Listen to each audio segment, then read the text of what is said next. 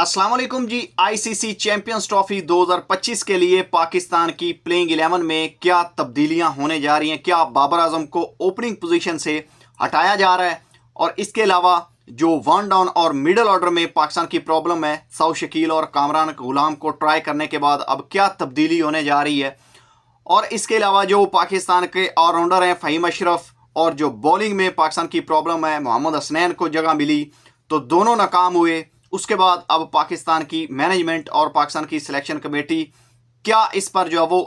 तब्दीलियां करने जा रही है, उनकी क्या स्ट्रेटजी हो सकती है आईसीसी चैंपियंस ट्रॉफी 2025 के पहले मैच में न्यूजीलैंड के खिलाफ। तो सारी डिटेल मैं आपको बताता हूं कि पाकिस्तान की प्लेइंग 11 क्या होने वाली है और क्या पॉसिबल तब्दीलियां की जा रही हैं, और यानी कि जो मशवरे चल रहे हैं। तो अगर आपको पता हो कि पाकिस्तान के जो साबिक क्रिकेटर्स हैं, जिसमें मोहम्मद आमिर हैं और इसके अलावा मोहम्मद हफीज़ हैं और अजहर अली वगैरह, यानी कि जो सिलेक्शन कमेटी के हिस्सा भी हैं, तो ये लोग जो है ये कई बार कह चुके हैं कि जो बाबर आजम है उनकी जो ओपनिंग की पोजीशन है उसको नहीं छेड़ना चाहिए, उसको अपनी पोजीशन पर बैटिंग करवानी चाहिए। और राशिद लतीफ़ साहब भी ये चीज़ कह चुके हैं कि जो बाबर आजम है उनको उनके ओरिजिनल नंबर पर बैटिंग करने देनी चाहिए, क्योंकि वो जो उनके जो करियर के सबसे ज़्यादा रन्स हैं वो वन डाउन पोजीशन पर हैं, तो उनको ओपनिंग में जो है वो ट्राई नहीं करना चाहिए। इससे उनकी परफॉर्मेंस पर जो है वो एक पड़ सकता है प्रेशर, और वो परफॉर्म हो सकता है कि ना करें। तो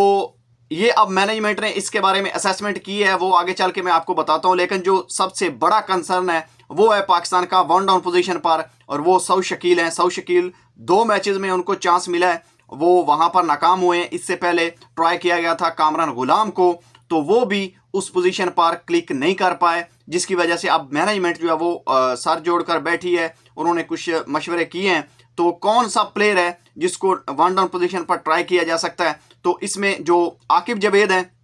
वो तो कामरान गुलाम को ज़्यादा यानी कि पसंद करते हैं, और वो उसको फिट इन कह सकते हैं कि वो चाहते हैं कि उनको नंबर 3 पर बैटिंग करवाई जाए। और जो सऊद शकील हैं उसके हक में आकिब जवेद नहीं है, लेकिन कप्तान और जो पाकिस्तान की दूसरी मैनेजमेंट है वो चाहती है कि सऊद शकील के साथ जो है वो कंटिन्यू किया जाए। उसकी बड़ी वजह यह है कि सऊद शकील एक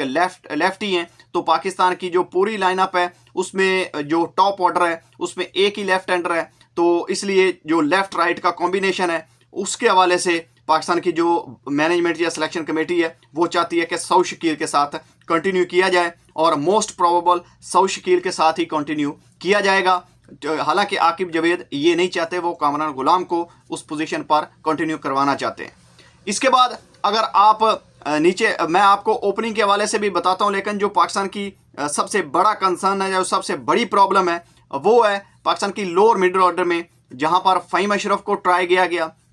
और बॉलिंग में अगर देखा जाए तो मोहम्मद हसनैन को ट्राई किया गया। मोहम्मद हसनैन जो है वो उन्होंने भी वेवर्ड बॉलिंग की, और उन्होंने जो वो जिन जिन मैचेस में उनको लास्ट 2-3 में उनको मौका मिला तो उतना वो अच्छी बॉलिंग नहीं कर पाए, उतना परफॉर्म नहीं कर पाए। तो हारिस रऊफ की इंजरी के हवाले से जो खबरें आ रही थी कि उनको साइड स्ट्रेन चल रहा है, तो मोहम्मद आमिर तो ये कह चुके हैं कि अगर लेवल 1 और लेवल 2 का उनको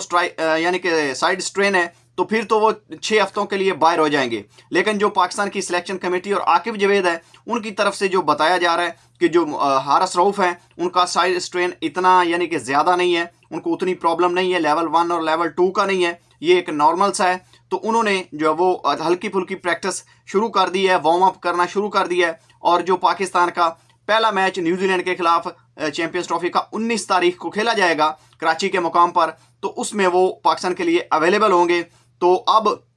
सवाल ये पैदा होता है कि पाकिस्तान की बॉलिंग लाइनअप में से ड्रॉप कौन होगा। तो आपका जो सीधा सीधा ऑप्शन है, आपने जो मोहम्मद हसनैन को ड्रॉप करके शामिल किया था फ़हीम अशरफ को। और by the way Fahim Ashraf के हवाले से पाकिस्तान के साबिक कप्तान राशिद लतीफ़ ये कहते हैं कि जो पाकिस्तान के कैप्टन थे मोहम्मद रिजवान, वो फ़हीम अशरफ को आखिरी जो फाइनल पाकिस्तान ने खेला न्यूजीलैंड के खिलाफ और उसमें शिकस्त का सामना करना पड़ा है, उसमें शामिल नहीं करना चाहते थे। यानी कि फ़हीम अशरफ को वो पाकिस्तान की प्लेइंग 11 में शामिल नहीं करना चाहते थे कप्तान मोहम्मद रिजवान, लेकिन बाय फोर्स शामिल किया गया आकिब जवेद की तरफ से और सिलेक्शन कमेटी की तरफ से। तो उसका नतीजा ये हुआ कि आपने देखा कि मैच में सिर्फ 2 ओवर कप्तान ने उनसे करवाए और एक मैसेज दिया पाकिस्तान की सिलेक्शन कमेटी को कि मैं इसको नहीं चाहता था तो मैं इसको नहीं चांस दूंगा, क्योंकि बैटिंग में वो पहले ही फेल हो चुके थे, उनको 3 चांसेस भी मिले, उसके बाद भी वो कैपिटलाइज नहीं कर पाए एंड पर आकर जहां पर उनकी ज़रूरत थी। और बॉलिंग में भी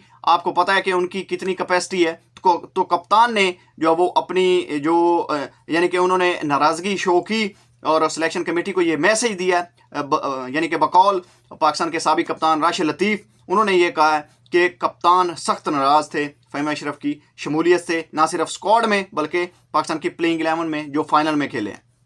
तो अब सीधा हारिस रऊफ पहले मैच में इस फाइनल में खेलेंगे और फ़हीम अशरफ की जगह पर उनको पाकिस्तान की प्लेइंग 11 में शामिल किया जाएगा और ये पाकिस्तान की बॉलिंग में एक चेंज होगी। और इसके अलावा जो ओपनिंग में सबसे बड़ा मसला था और जिसके बारे में सारे पाकिस्तान के साबिक क्रिकेटर्स भी कह चुके हैं कि ओपनिंग में बाबर आजम को उनकी जगह पर जो वो खिलाना चाहिए। तो जो पाकिस्तान के सिलेक्शन यानी कि हेड कोच हैं आकिब जवेद, वो लास्ट प्रेस कॉन्फ्रेंस में भी उनसे पूछा गया तो उन्होंने कहा कि जो इस कंडीशन में, जो पाकिस्तान की होम कंडीशन है, इसमें जो सबसे ज़्यादा पाकिस्तान के लिए फ़ायदेमंद हो सकता है वो बाबर आजम हो सकते हैं, क्योंकि जो दायरा होता है उसमें ना तो ज़्यादा स्विंग होती है, ना इन पिचेस पर ना ज़्यादा बाउंस होता है। तो जो सबसे ज़्यादा कैपिटलाइज कर सकते हैं पाकिस्तान के लिए, ज़्यादा बाउंड्रीज लगा सकते हैं, दायरे का इस्तेमाल कर सकते हैं, वो फ़खर जमान के साथ बेस्ट ऑप्शन जो है वो बाबर आजम ही है। तो उनको ही जो वो ओपनिंग पर रखा जाएगा और उनको तब्दील नहीं करने का हमारा जो वो ये ज़हन है कि हम उनको तब्दील नहीं करेंगे, क्योंकि उसकी बड़ी वजह यह है कि पाकिस्तान के जो बेस्ट बैटर हैं उनमें से बाबर आजम, फ़खर जमान और उसके साथ जो वो आगा सलमान और मोहम्मद रिजवान ही हैं। तो उनकी जो पोजीशंस हैं उनमें से सिर्फ यही थोड़ी एक चेंज हो सकती है, बाकी के बैटर जो है वो उनको तब्दील नहीं किया जा सकता। बजाय कि बाबर आजम को 1 डाउन से ओपन करने के हवाले से जो वो ये फैसला ना किया जाए और बाकी की पूरी बैटिंग लाइन आपको नीचे ऊपर किया जाए तो उससे पूरी टीम पर जो वो असर पड़ेगा। तो आकिब जवेद ये यानी कि ये क्लियर मैसेज दे चुके हैं कि वो ओपनिंग यानी कि बाबर आजम के साथ ही जाएंगे और बाबर आजम ही ओपनिंग करेंगे। अब पाकिस्तान की फाइनल प्लेइंग 11 क्या होगी वो मैं आपको बता देता हूं। ओपनिंग में बाबर आजम और फ़खर जमान जाएंगे और 1 डाउन पोजीशन पर सऊद शकील के साथ पाकिस्तान की जो अक्सरियत है सिलेक्शन कमेटी की वो जाना चाहती है। और नंबर 4 पर कप्तान मोहम्मद रिजवान है, नंबर 5 पर जो वो आगा सलमान है, नंबर 6 पर आपके जो